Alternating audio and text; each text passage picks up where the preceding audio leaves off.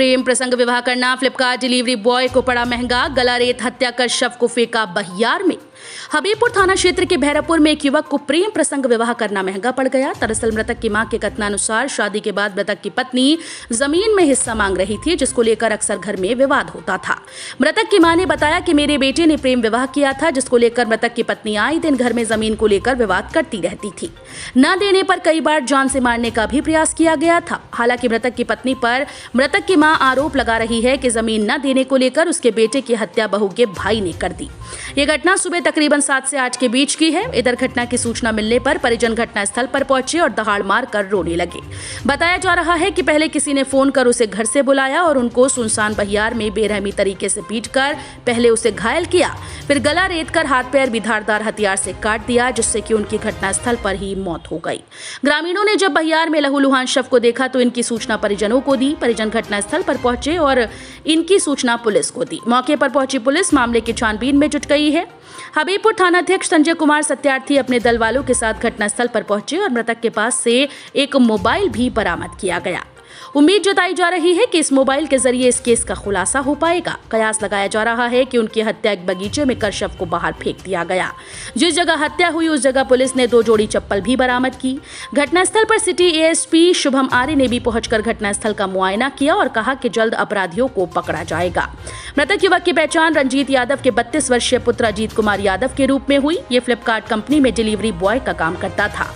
मृतक की शादी 4 साल पहले हुई थी। 2 बच्चे भी हैं। हालांकि घटना के बाद परिजनों का रो रो कर बुरा हाल है। वहीं सबसे अहम बात एक और सामने आ रही है कि अजीत यादव की हत्या के बाद भैरवपुर निवासी दिलीप मंडल के पुत्र दयानंद कुमार को अपराधियों ने अपने साथ लेकर कहीं चले गए, जिसको लेकर पूरे क्षेत्र में दहशत का माहौल है। इसको लेकर सिटी एएसपी शुभम आर्य ने कहा कि छापेमारी चल रही है, जल्द केस का पर्दाफाश होगा और अपराधियों को सजा। घर से कखनी निकले हमरा घरों में सबसे पहले लव मैरिज बिहा करना चाहिए। घरों में टेंशन छे। ओकरो भार नाम छे फूचन जादा, बापर नाम देबू जादा, बेटीर नाम कोमल, एगो नाम रसगुल। ई 4 गो छोड़ा का ओकरो मार नाम भुला गेल छो, बताए छो उकरी देवी। आज क्या हुआ? आज कुछ नहीं हुआ, एको बात नहीं हुआ है। वो अपना ले रहा में था, घर मकान का हिस्सा हमसे मांगता था। तो कौन मांगता था? पुतहुआ ये सब मिल को सपोर्ट दिया है, मरवाया है हमारा बेटा को। और दूसरा को किसी के हम नाम नहीं दे। पुतहु मरवाई है? इनका वाइफ मरवाई है? हाँ। क्या नाम है इसका वाइफ का? फूचन, और उसका नाम है कोमल। बाप का नाम है देबू जादव, एगो रसगुल जादव। क्या लगता है कौन मारा है? मारने वाला हम नहीं देख पाए हैं।